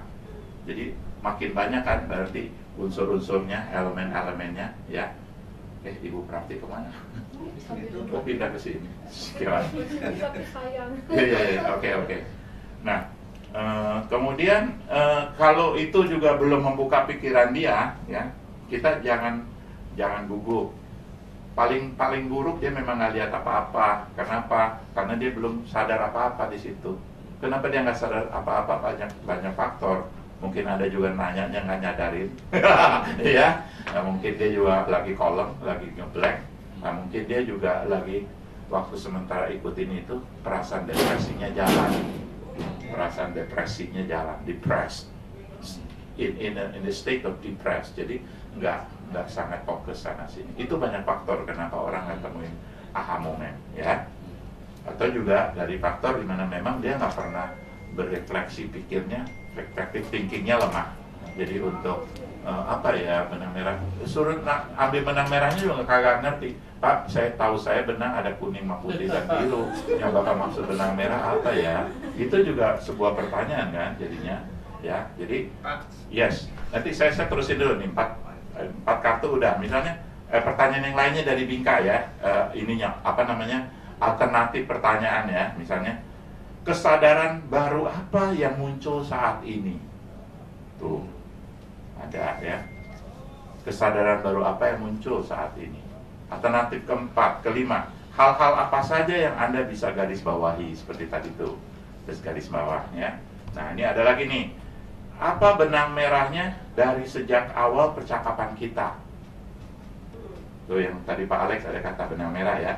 Ini juga muncul di sini. Jadi untuk U, saya bantu create pertanyaan 6 kemungkinan. Ini nggak bingung, cari lagi pertanyaan ini. Jadi kamu lihat apa? Atau kadang-kadang kita bisa pakai ilustrasi. Kalau kamu naik helikopter dan lihat ke bawah, ya, kamu lihat apa sekarang? Bayangin kamu naik ke helikopter, lihat di bawah di kampung kamu atau rumah kamu. Sekarang kita tadi udah ngobrol-ngobrol lagi naik ke helikopter. Kamu sekarang lihat ke bawah. Kita tadi ngomong apa aja sih? Ya. Mau turun lagi ke bawah boleh, kita coba ulangin apa yang kamu ingat, kita ngobrol apa aja. Nanti dari situ kita build up lagi, satu-satu lagi, akhirnya kamu lihat apa? Siapa tahu miracle terjadi, ya kan? Nah, terjadi keajaiban, ya. Dimana dia yang tadinya berpikirnya nggak sampai reflective thinking, tapi akhirnya dia bisa, saya lihat itu. Nah, penemuan sampai itu salah satu prestasi daripada si coach. Ya, kalau dia nggak nemukan, ya nggak apa-apa juga. Jangan feel guilty atau feel discouraged. Aduh, buset deh, apa ya, dia nggak nemuin apa-apa, lo mati deh gue, gitu ya. Jangan. Saya kasih contoh ya. Satu kali saya mengcoach satu kondisi di mana apa tuh namanya, si klien itu waktu sampai di bingkai, di fase bingkai, dia nggak lihat apa-apa. Waktu saya tanya, ada lihat apa? Nggak ada sadaran apa-apa sih coach, katanya. Gitu-gitu. Ya oke deh, nggak apa-apa ya. Nah, coba nanti direnungkan. Yang penting sekarang kamu mau bawa pulang apa dari obrolan kita? Mau bawa pulang apa ya? Mau pulang apa? Dia bingung, ditanya gitu aja juga bingung. Mau bawa pulang apa? Emang saya bawa apa coach tadi? Gitu tuh, harapi ya dia bolak-balik ke situ ya kan. Oke, gini, apa yang kamu mau ingat dari obrolan kita tadi? Nah, ini kali dia ngerti. Apa yang saya mau ingat-ingat tadi, coach ngomong begini-begini jadi sempat gua mikir. Nah, itu kayak gitu juga udah beda tuh. Tadi coach waktu ngomong gitu saya sempat mikir. Nah, apa yang kamu pikirin? Langsung segera di explore ya. Apa yang kamu lihat di situ? Nah, saya lihat gini-gini. Lihat aja, explore aja terus dia ngomong apa, dia explore itu menjadi angle baru yang dia buat sendiri. Bantu kita jadinya ngegali dari situ, ya. Dan membuat saya ngelihat ternyata masih banyak cara ya coach ya untuk mengatasi situasi saya. Oke, banyak cara. Kalau sampai di sini kamu lihat ada cara satu aja cara yang berbeda yang sebelumnya. Mungkin ini celebrate cepat-cepat, kasih encourager. Oh, Anda lihat itu, oke.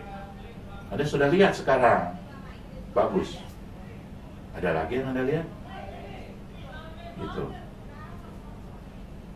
Karena ada orang yang nggak bisa reflective thinking, ada orang yang mempunyai yang disebut limiting beliefs. Limiting beliefs. Dia yakin oh dia itu ada limit, itu yang dia yakinin. Jadi jawabannya nggak bisa tuh, nggak ngeliat tuh, nggak tahu. Ketemu orang yang kayak gini kan nggak bisa, nggak sanggup, diapain nggak sanggup. Jadi bisa nggak? Nggak bisa. Jadi tahu apa? Nggak tahu apa-apa. Waduh, itu sebenarnya limiting beliefs, keyakinan yang dia bangun dari dirinya sendiri bahwa dia itu limited. Itu sebenarnya terjadi di mana? Di mental dia. Itu yang disebut mental block. Itu justru tugas coach, meruntuhkan mental block. Ya. Bukan di konseling? Belum tentu langsung ke konseling. Belum tentu. Kalau memang lama-kelamaan dia memang terus dari obrolan makin ke belakang, ceritanya makin ke belakang, ada hurt, ada bitterness, ada apa, itu baru ke konseling. Jadi kalau mobil Anda masih baru, relatif baru berapa bulan, masih keras, atau mati mesinnya, terus Anda mungkin panik gitu ya, terus turun dari tol karena ada yang nggak beres, mati hidup, nah ini turun juga, ketemu bengkel terdekat, itu sampai di bengkel, kepala bengkel datang, ada apa mas? Ini mobil saya mati hidup, Pak, tolong dah ini di overhaul ya Pak ya, tolong dibongkar pasang mesinnya Pak ya.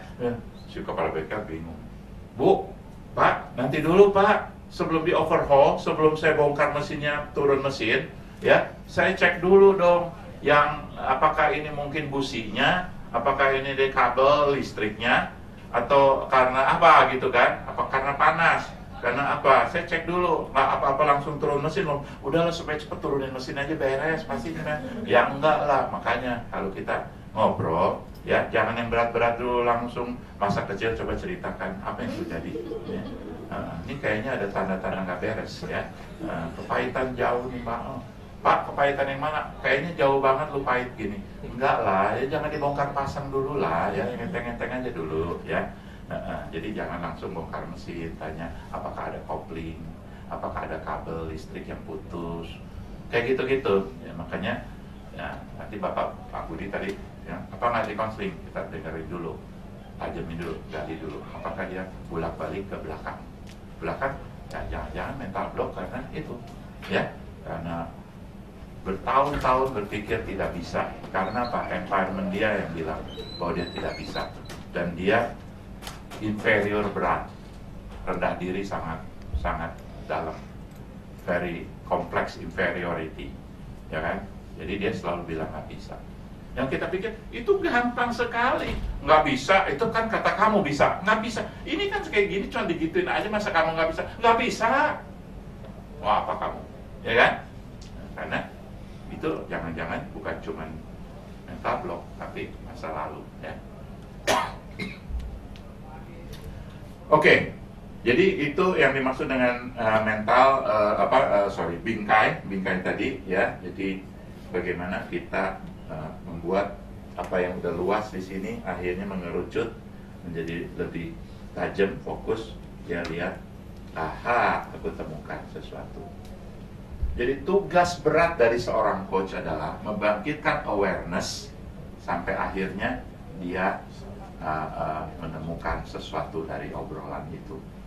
Ya. Kadang-kadang awareness itu udah muncul sebelum kita tanya pertanyaan bingkai. Tapi ingat saja langkah-langkahnya begini. Kenapa saya bikinkan tumbuh itu? Kenapa habis UM baru B, ya? Karena kalau orang tidak sampai pada self-discovery dan juga awareness, itu kalau kita tanya, lalu kali ini mau ngapain? Rencananya apa dong habis itu? Ya, apa rencananya ke depan? Strategi baru apa? Nggak kebuka, strategi itu nggak kebuka. Karena awareness-nya nggak muncul. Ya, drive-nya nggak dari dia gitu, drive-nya dari pertanyaan kita. Bukan drive dari inside, ya, dalam. Misalnya ada anak yang nggak mau ke sekolah pagi-pagi, kita tanya, kenapa kamu nggak mau sekolah? Lagi sedikit sumeng nih, Mi, gitu. Sumeng, mami kecil sumeng itu jalan kaki, ya, sampai sekolah sembuh. Bohong kali ya, ceritanya. Nah, kemudian, iya Mi, coba dipegang sumeng. Ya, angkat-angkat segini, kamu gimana sih ngerasa nggak sekolah, rugi loh, kamu nggak sekolah, gitu kan. Kemarin diapain, tapi besok ada lagi macet ini, macet itu, gitu kan. Pada intinya dia belum punya awareness kenapa ke sekolah, kan. Kecuali dia kecil sekali. Kalau dia masih kecil ya nggak bisa diajak awareness. Ya, mesti dibentuk, mesti ngomongin, mesti ditarik kadang-kadang gitu kan. Karena dia masih kecil, nggak bisa. Anak umur 2 tahun kita coach, menurut kalian apa, orang bakal kami mikir 2 tahun di coach, ya kan, boro-boro menurut kamu, baru 2 tahun, ajarin aja lo mau suruh ke kanan atau ke kiri, kan begitu, di mentor, diajarin, didorong, diinstruct, diajarin, kan gitu ya. Nah, jadi kalau anak itu, yang tadi saya cerita kenapa dia berhenti, DO, nggak mau sekolah lagi, saya bangkitkan awareness, akhirnya dia bangkit dalam 40 menit, dia mau sekolah lagi, Pak. Orang tuanya kaget, Bapak kasih makan apa anak saya tadi waktu saya pergi? Enggak, cuma dia ambil permen. Permennya buatan mana? Ya ampunnya enggak karena permen lah, ya, karena pikiran dia yang tadi mental blocking dibukain, ya. Makanya nanti banyak sekali belajar pertanyaan-pertanyaan yang powerful. Sampai saya nulis tuh buku yang biru. Karena beban saya kalau seorang coach, dia nggak tajam mengajukan pertanyaannya, awareness-nya tidak terbuka, self-discovery-nya tidak ketemu. Nah itu. Nah, kalau udah ketemu itu, yang berikutnya, ya, tadi upaya, ya, sorry Pak Jurgen. Jadi, Pak Paulus, ya. Soal timing bingkai tadi ya. Ya. Jadi sebelum dia, kalau saya mereconfirm awareness-nya dia. Jadi maksud saya, dia sampai di situ tuh. Nah, sebelum itu kan dia mesti dibantu untuk explore, untuk apa namanya, self reflection lah. Yes. Self reflection untuk sampai ke diri cover tuh. Betul. Jadi kita make sure dulu bahwa dia itu sudah mengalami self reflection. Kemudian dia kita buka lagi possibility yang mereconfirm bahwa itulah dia gitu ya. Yeah. Sampai dia udah kira-kira menurut kita nih kayaknya udah dapet nih. Baru kita kunci dengan bingkai. Sampai di sini apa yang Anda lihat? Sampai di sini apa? Karena dia sudah dibantu untuk melihat solusinya. Ya. Lantas di reconfirm di bingkai itu? Nah, enggak. Kalau dia sendiri yang udah lihat, kalau gitu gue mesti ngapain? Sebenarnya dia udah ngebingkai sendiri sebelum kita nanya. Ya. Nah, kita kan tahu Ya. nih dari dialog itu kan dia dari jawabannya Udah dia tahu ketemu jawabannya. jawaban. Yes. Nah, itu bingkai. Sebenarnya dia udah masuk ke fase bingkai. Nah, Atau tinggal kita reconfirm. Kita udah pertanyaan tadi. Bisa. Jadi saya bilang, saya mendengar Anda mengatakan itu, sepertinya Anda sekarang udah dapat melihat yang baru. Ya. Anda melihat ini, betul? Berarti dengan obrolan kita sejauh ini, Anda sudah temukan kunci jawabannya, apa betul? Kita tanya. Oh ya, betul. Atau dia bilang, masih ada sih yang kayaknya saya masih ada. Ya, oke, lanjutin lagi. Berarti kita reconfirm. Reconfirm, ya. Nah, kalau misalnya dibilang udah oke, berarti sebenarnya bingkai udah nyampe sendiri. Iya betul. Ya, bingkai tahap itu udah nyampe sendiri. Karena untuk clarity, kadang-kadang Iya. apa namanya kan? Tahap bingkai udah nyampe sendiri. Nah. Kalau belum nyampe, kan saatnya kita yang mesti ngajukan pertanyaan supaya dia bingkai sekarang apa yang dia temukan. Nah, kalau sejauh ini kita ngobrol apa yang Anda temukan, gitu kan? Terus dia, jadi saya tuh sekarang sadar, saya sekarang punya opsi banyak. Oke, opsi banyak. Apa aja yang Anda lihat sekarang? Saya bisa gini, saya bisa gitu, saya bisa. Oke. Apakah ini penemuan yang baru? Kali ini Anda baru lihat? Iya. Tadi saya nggak lihat, Coach. Sekarang saya jadi lihat nih. Berarti proses bingkai sedang berlangsung, benar? Ya. Nah, tinggal kita bijaksananya memimpin prosesnya bagaimana. Memimpin proses ya, bukan memimpin jawaban ya, memimpin prosesnya. Saya dengar ada beberapa opsi. Nah, kalau kembali kepada yang tadi Anda inginkan dalam sesi ini, bahwa Anda pengen dari sini nyampe ke situ, oke? Dari opsi ini mana yang paling mungkin, yang the best menurut Anda? Anda akan jadikan itu jawaban atau solusi. Kita nanyain ke dia, ya. Kalau ada 4, boleh nggak di ranking? Yang mana yang possibility, mana yang paling possible, mana yang less and less itu. Nah, kalau begitu, apa yang Anda akan lakukan dalam minggu ini? Nah, biar dia yang bikin action plan sendiri, ya. Jangan khawatir ya, apa yang dia dapatin dan dia discover itu benar-benar itu yang benar-benar dia discover apa enggak. Jangan khawatir, dan bukan tanggung jawab Anda. Bukan tanggung jawab Anda kalau dia discover pada level apa, atau malah di bawah level yang mungkin kita pikir, masa sih begitu discovery-nya, gitu ya. Jangan khawatir.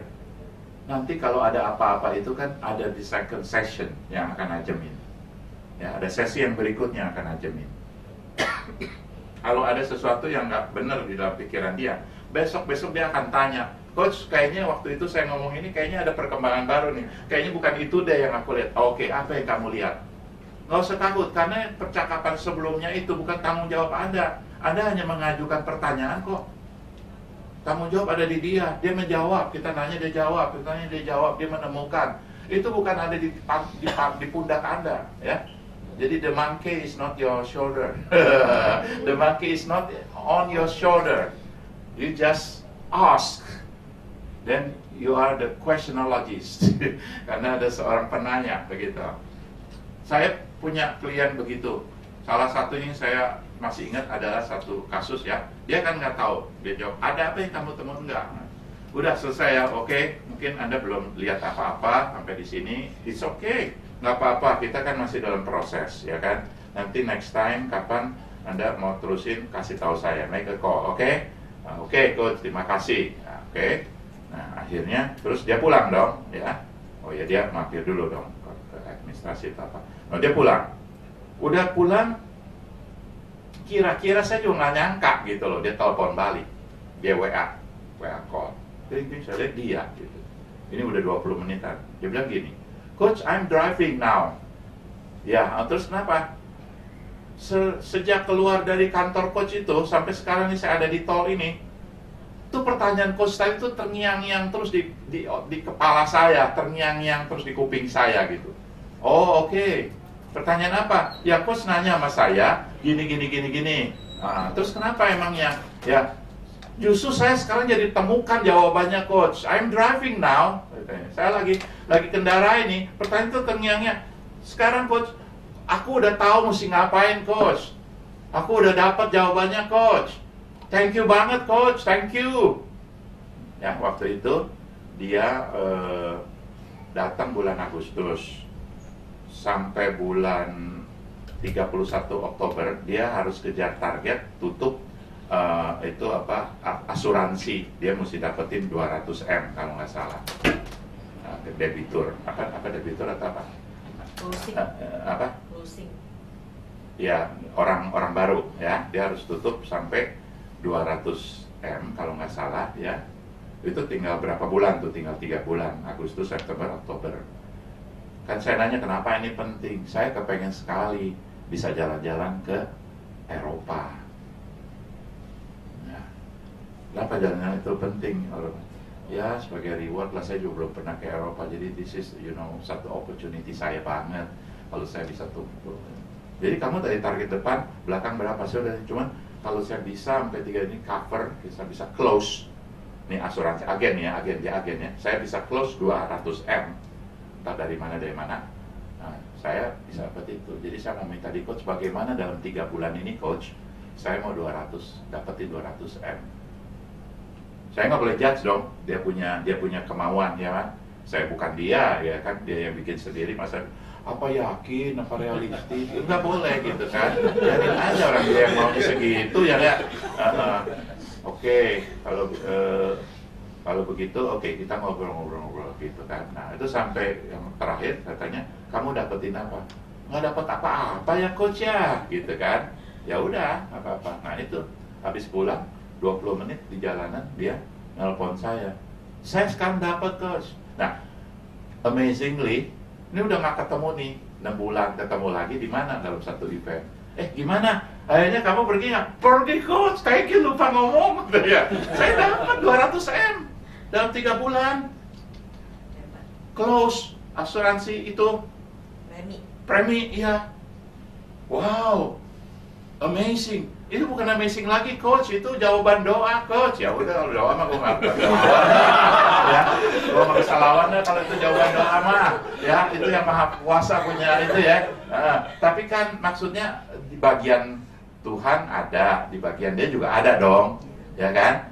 Nah, memang ada anugerah dari atas, tapi kita di bawah responsibility dia apa dong? Masa dia diam-diam lalu turun begitu kan? Nah, paling enggak dia optimis mau dapetin, terus dia bilang dia ada jawaban, di mana saya nggak gali-gali lagi apa, saya bilang sesi udah selesai, bukan tanggung jawab saya terusin sesi itu di luar dong, bukan bagian saya, itu kan profesional nggak bisa, masa gua ngobrol-ngobrol pakai teleponan di luar, ya kalau mau ngobrol kamu datang ke sini kan gitu kan. Nah jadi udah, saya nggak gali-gali tuh. Lagian kesian kan, dia driving ntar ada apa-apa kan gitu. Nggak nyampe lagi dia ke Europe. Ya kan? Nah kayak gitu-gitu ya. Itu ajaib sekali, aneh sekali. Nah anyway, jadi kita tutup ya, tumbuh seperti itu. Coach, nanya sedikit. Hanya apa? Hasilnya ya, mangga, monggo. Coach, boleh nanya sedikit? Ya. Nanya sedikit. Dalam satu sesi 6 tahapan itu, dalam satu sesi coaching itu, apakah 6 tahapan harus kita lakukan? Nggak harus. Oke. Tapi bisa paling nggak berhenti di B dimanapun juga. Oke. Karena percakapan harus selalu dibingkai. Tapi untuk T-nya harus dong. Kalau nggak ada T, Iya harus dari T kan? Kan tahapan. Kan dari 6 tahapan dia bilang. Harus selesai sampai H nggak? Harus Nggak sampai H nggak? Nggak Nggak harus. harus ya. Tapi anytime kamu stop, kamu harus berhenti di B. Jadi kamu lihat dapat apa? Kita nanya. Apakah ada bagaimana saya harus memberhentikan di B? Siapa yang memutuskan? Maksud saya Yang memegang berapa proses jam si atau coach. bagaimana? Yang memegang proses si coach. Coach yang mengatakan coach. sudah berhenti. Ya. Si coach yang memimpin proses ini. Gitu. Karena kan dibind oleh waktu kan. Oh. Iya kan, kita kan ada agreement di depan, kita mau ngomong 20 menit. Oh, I see. Ya, terus atau dia bilang, saya minta di coach tapi saya nanti kalau boarding saya berhenti ya. Nah, itu kan.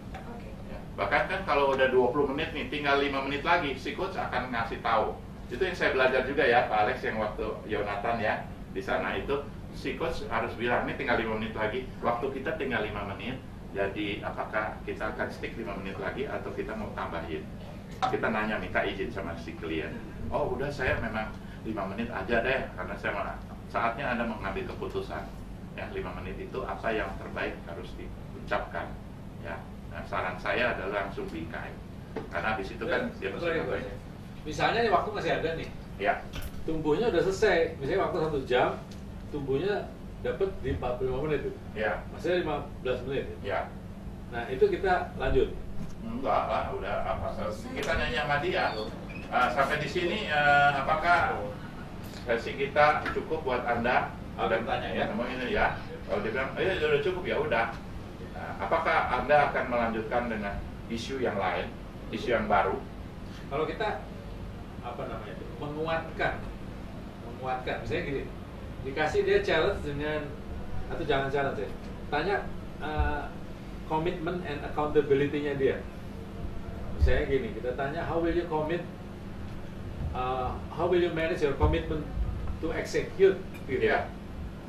Karena itu yang finishing strong kita nanti masuk di ini. Jadi kalau misalnya tumbuhnya sudah, kita misalnya ada waktu, kita kasih finishing strong itu. Iya, H itu finishing strong salah satunya. Oke. Ya, yang dia akan dijelaskan.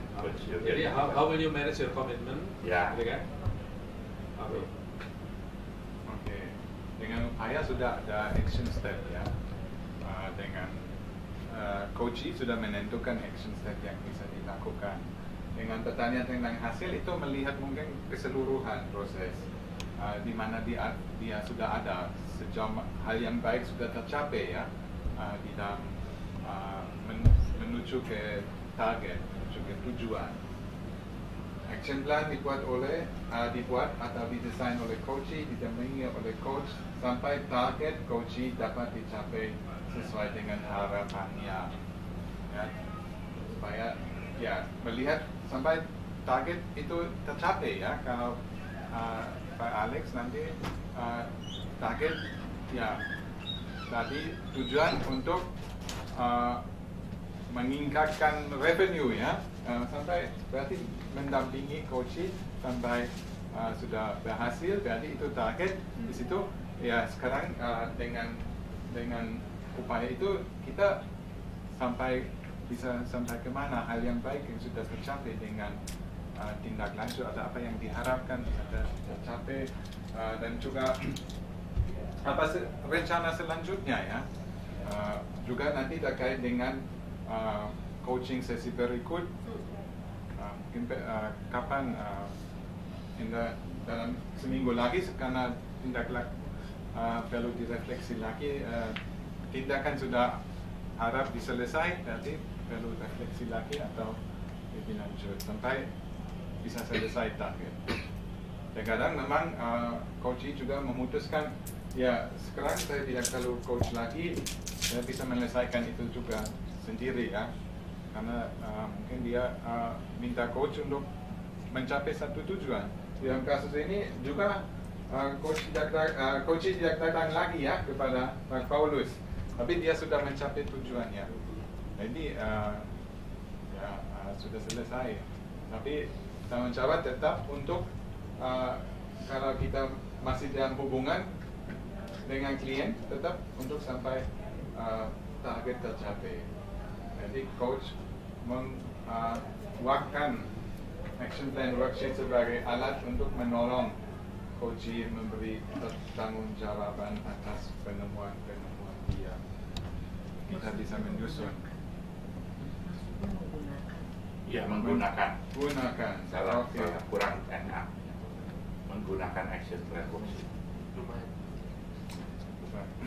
Oke, ya. Menggunakan action plan worksheet itu kita juga bisa lihat. Dan mungkin di dalam follow up juga itu juga hasil sebetulnya sudah di dalam sering juga sudah di dalam follow up berikut apa yang sudah tercapai ya.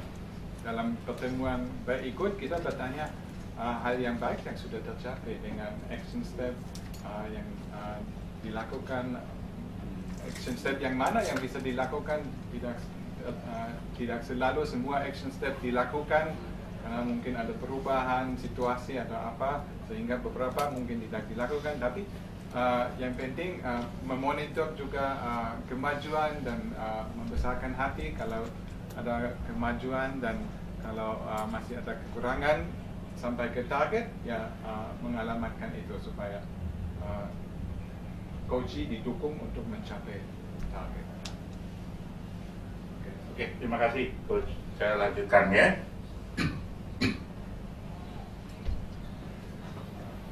Kita lihat video ini.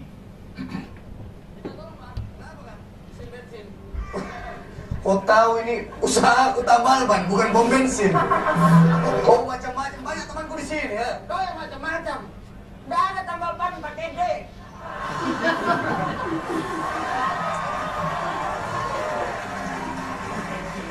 Masalahnya itu nama bandku. Hah? Itu nama bandku dulu. Oh, nama bandmu? Tambal band. Kalau aku juga pernah punya band, namanya bukan tambal band. Apa? Kepri. Kepri band. Kau saja boleh, macam tidak boleh. Bocor ini kan? Iya. Kenapa kau tahu ini bocor kan? Iya, pas lagi di jalan ada tiba-tiba orang teriak. Ah, apa katanya? Jadi bilang, Bang, itu ban bocor.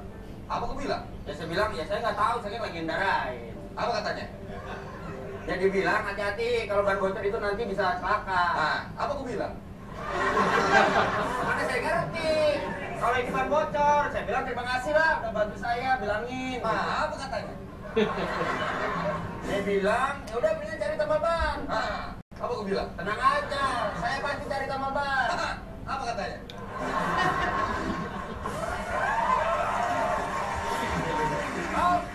Kau tahu nggak tukang tambal ban yang dekat? Ah, apa kau bilang?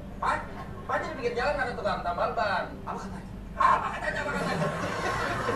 Kenapa kemana? Kenapa kemana? Tadi saya cerita panjang lebar cuma apa katanya? Apa kau bilang? Apa katanya? Apa kau bilang? Enak banget itu apa? Apa itu ceritanya? Saya dengerin. Dari mana? Tadi sebelum aku jalan ke sini, aku ketemu dengan istriku. Apa katanya? Dia nggak tahu apa-apa, orang dia langsung pergi. Apa kau bilang? Dia nggak bilang apa-apa, orang istri saya langsung pergi. Apa katanya? Kalau udah pergi ya nggak ngomong apa-apa. Apa kau bilang? Dia bilang apa-apa, masa saya panggil-panggil, suruh balik. Oh iya bener. Apa katanya? Berantem dong.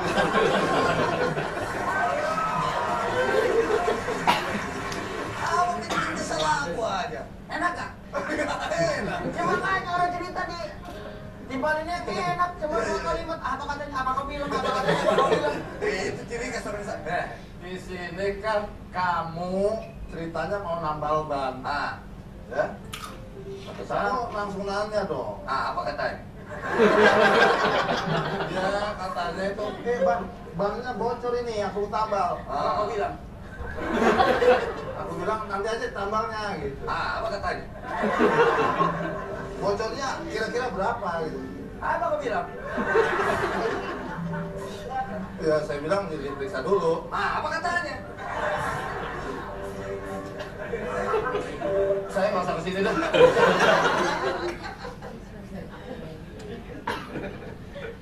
Oke, itu model coaching yang mana itu ya? Oke, tapi intinya apa artinya? Seorang coach memang nanya mulu loh ya, tapi nanyanya bukan dua macam, bikin orang sewot. Nanyanya banyak, nanyanya dari berbagai angle. Kenapa perlu berbagai angle? Supaya diperlebar ya wawasan daripada klien, space-nya dilebari, dari lihat dari sana sini. Itu kayak berlian ya, berlian itu seperti segitiga, banyak angle-nya, semuanya ada cahayanya. Itu kita mesti tangkap cahaya-cahaya dari berbagai angle. Lalu Anda harus explore. Kenapa perlu explore? Supaya pikiran-pikiran dia itu dijernihkan atau dibuat, di-challenge, supaya dia mikir lebih dalam lagi, lebih tinggi lagi, lebih serius lagi. Akhirnya dia bisa sampai kepada penemuan-penemuan. Sampai di penemuan Anda tinggal membingkai. Ya, setelah dia udah dapat bingkai, gampang sebenarnya, tinggal lewatin aja. Jadi Anda mau ngapain di sini? Dia ngalir sendiri. Ya. Kalau dia belum sampai penemuan, dia mikir lagi tuh, ya mesti apa ya, tekniknya apa lagi ya, strateginya apa ya. Justru strateginya hari strateginya gitu. Karena dia belum ada penemuan dari drive dari dirinya sendiri. Ya, seperti itu. Oke. Apa katanya? Ya, kita kesini nanti ke Pak Oki. Ya. Kalau buat kita misalnya kayak dalam pastoral pelayanan gitu, Iya. ngobrol. Kalau misalnya kita bertanya terus kan nanti kesannya kayak jadi kita interview ya. Oke. Gimana cara hindarin itu supaya? Ya. Jadi awalnya kita bikin perjanjian sama dia, ya, bahwa ini saya dalam ngobrolan ini pengen menggunakan cara coaching buat Anda.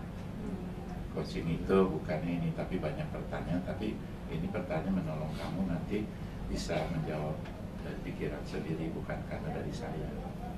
Ya.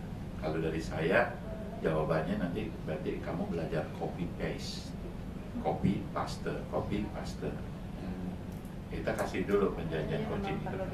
Perlu dijelasin dulu kalau memang arahnya ke coaching, ya. Kalau memang nggak sampai begitu banget, counseling juga kan banyak tanya sebenarnya counseling, ya itu. Cuman kadang ketemu ada orang kayak gitu, even di counseling juga nggak suka ditanya-tanya kan. Nah, jadi kita jelasin dulu, saya akan banyak menggunakan pertanyaan satu, ya. Kemudian kalau dia begitu ngerasa itu, kita cek juga, jangan-jangan cara kita ngomong nggak cukup nyaman buat dia. Jadi dia nggak enak ditanya-tanya, kamu sendiri juga nggak bikin gua nyaman, lu bikin gua panas deh, gitu misalnya. Jadi cara kita ngomong juga kita perlu adjust sama dia.